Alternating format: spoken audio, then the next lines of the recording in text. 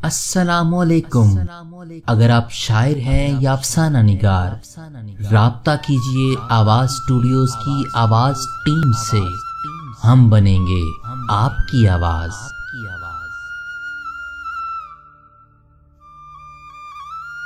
न दिल में कोई मलाल रखना, न दिल में कोई मलाल रखना, जहां भी रहना ख्याल रखना।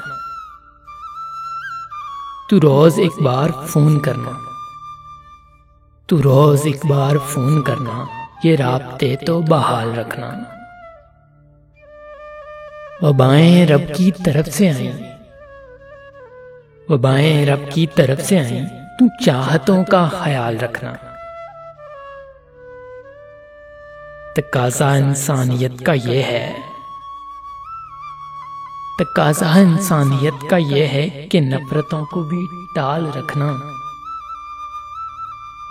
न जाने कब आए वसल की रुत, न जाने कब आए वसल की रुत, ये यादें कुर्बत संभाल रखना, ये यादें कुर्बत संभाल रखना, संभाल रखना।